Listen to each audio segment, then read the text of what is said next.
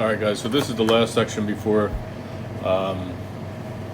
test 2, and I have 3 examples to go over in this one, so bear with me. Now, this is not homogeneous anymore. We have, I mean, it's still homogeneous equal to 0, but it's called a Cauchy or Cauchy-Euler equation. My pronunciation is not very good, but one thing that you want to look at is you can see that it's an x squared function, so quadratic with the second derivative, linear with the first derivative, and then you just have a constant with the original function, and it has to be in that order. All right, now just like we did in the homogeneous equations with constant coefficients, things are a little different. Before we had e to the x, but because we have these polynomial functions, right, we're going to start with y to the x to the m. Now we're still solving for m and going that way, so what happens is you still want to take the first and second derivative and then plug in. So the way it's going to look is you're going to have x squared. If I start plugging in everything, I'm going to plug these in, right? X squared m minus 1 x to the m minus 2 minus 2x m x to the m minus 1 minus 4x to the m equals 0. And again, if you factor out that x to the m, right, now notice that x squared is going to go away, that x is going to go away just because of those exponents that you have there. Think of adding exponents together. What you're left with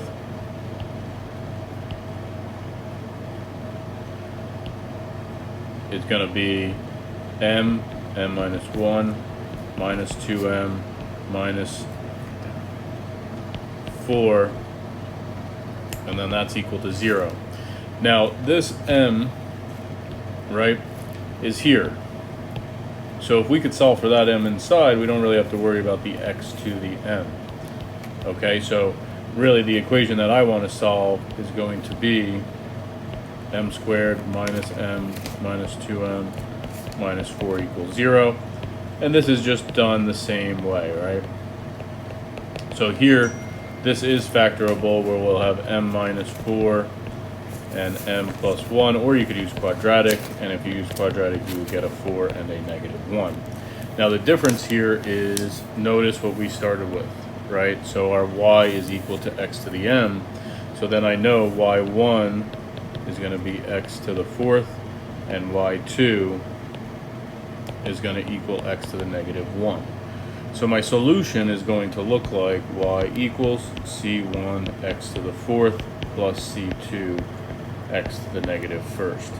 And that's the first case. So case 1, right, m1, m2 are different. Okay, or distinct real roots, right? And then you get a solution y equals c1 y1 plus c2 y2, but I don't like how I wrote that. Let's just write it this way so it'll help you out a little bit more. X to the m1 plus c2 x to the m2. So here you kind of want to use that for when you have the distinct roots. So that's the first example here. Okay, example number 2, you can see where I'm going with this, is going to look like this. Y 4y squared, sorry, y double prime plus 8x y prime plus y equals 0. Okay. So now, when you're solving this, I'm going to still use these in blue, right? These same equations that I have there that are in blue, and I'm going to plug those in. Just be careful when you start to simplify, right? So it's going to be m m minus 1 x to the m minus 2 plus 8x m x to the m minus 1 plus x to the m, and then that's going to equal 0.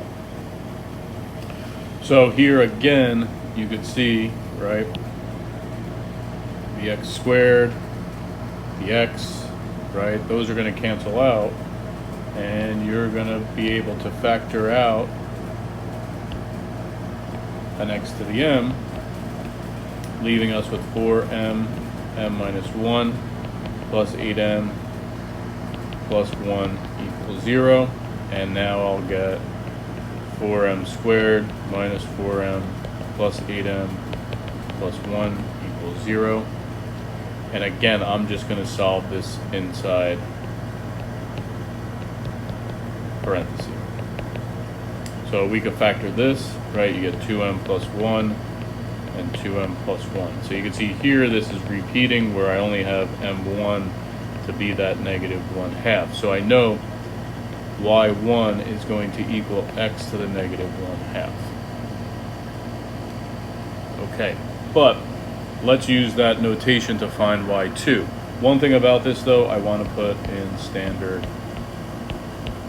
form when I use this equation, right? This formula to find y2. So I'm going to have y double prime plus 2 over x y prime plus 1 over 4x squared y equals 0. And then I know my p of x is going to be 2 over x. Okay, so here I'll get, remember I'm using either the reduction form, but I like this formula they gave us, which is very nice.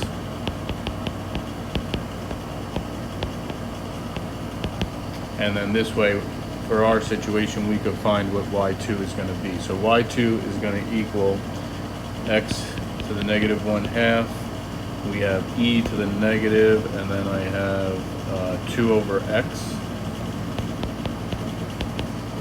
And I have x to the negative 1/2 squared dx. So let's simplify through. So here I get, this will be e to the negative 2 ln x over x to the negative 1 dx, right? This here can be rewrote to e to the ln x to the negative 2, and then you can see that those are inverses, and you get x to the negative 2 over x to the negative 1 dx. We simplify down, and that is just going to give me 1 over x dx, which is x to the negative 1/2 ln x. Don't worry about the absolute value on that, okay? So then you could see here that y2 is going to equal this. So I wind up with c1 y1, which is x to the negative 1/2, plus c2 y2, which is x to the negative 1/2 ln x. Okay, so this is case 2.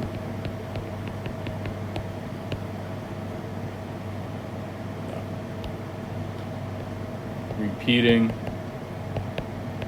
roots, okay, where m1 equals m2, right? And you know that your solution is going to look like y equals c1 x to the m1 plus c2 x to the m1 ln x. So there's case 2. And the last example that we're going to do, okay, and I'll do an IVP as well, so initial value problem as well. So in example 3, we are going to have 4y squared y double prime plus 17 y equals 0, and they give you a couple initial values. y1 is going to be negative 1, and y prime of 1 is going to be negative 1/2. Okay, so here again I'm going to just plug in those values that we make that y. So m minus 1, x to the m minus 2 plus 17 x to the m equals 0. Again, that negative 2 cancels with that x squared, and we are left with 4m, after you factor out 4m, m minus 1 plus 17 equals 0. So I get 4m squared minus 4m plus 17 is going to equal 0. And here you can see this is not factorable, so I'm going to do m equals 4 plus or minus square root of 4 squared minus 4 times 4 times 17 all over 2 times 4. So I wind up with 4 plus or minus negative 256 over 8, which is 4 plus or minus 16i over 8, giving us 1/2 plus or minus 2i. So here you can see alpha is going to be 1/2 and beta is going to be 2. So it's similar to what we did before, but the way this works with the notation is your solution is going to look like y equals x to the m, x to the alpha, just like before, but instead of e, you're using x raised, right? Parentheses c1, okay, cosine, and then it's beta ln x as your angle, plus c2 sine beta ln x, close the parentheses, so it looks like that. All right, I just want to move a couple things.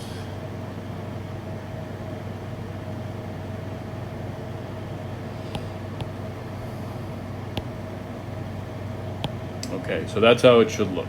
All right, so in our situation where we know alpha is that 1/2, so I have x to the 1/2, excuse me, c1 cosine beta is 2, so I have ln of x plus c2 sine 2 ln x, and then that would be, whoa,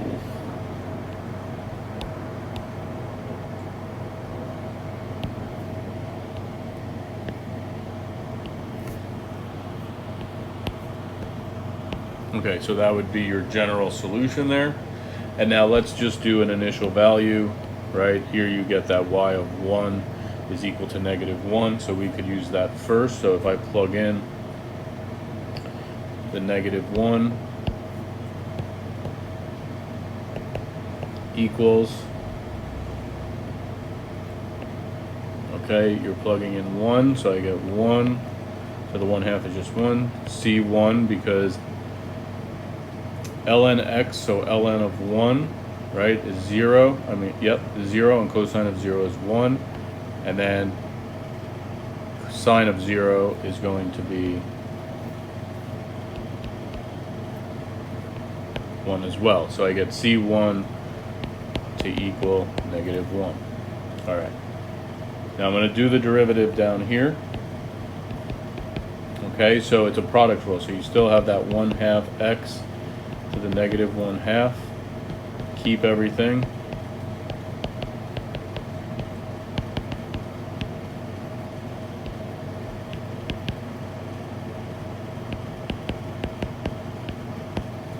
But now you add, keep the first, right, and take the derivative of the inside. So it's a negative c1 cosine 2ln. Remember, this is chain rule, so it's times 2 over x because the derivative of the inside is 2 over x plus c2 this should be a sine, and this is cosine, right, 2 ln x times 2 over x, just like that. Okay, now if we plug in 1, it's going to equal the -1/2. So I have -1/2 equals 1/2 So again, that's just going to give you a C1 because it's cosine. That first part here would be 1. This would be 0. Plus, this is a 1. This is a 0. And this is 2C. 2C2. Okay? Since we already knew C1 was -1, right? I can plug that in, so I have -1/2 equals -1/2 plus 2C2. Well, that works out where C2 is just going to be 0. And now you can plug everything in, right, back into our function, and you're just plugging in that C1 and C2. Since C2 is 0, you can see that whole term here, right, is going to go away. So I'm just left with C1 is -1, so y equals x to the half, and then actually you don't even need all of that parentheses. It's just going to be a -x to the half cosine 2 ln of x. And there you go.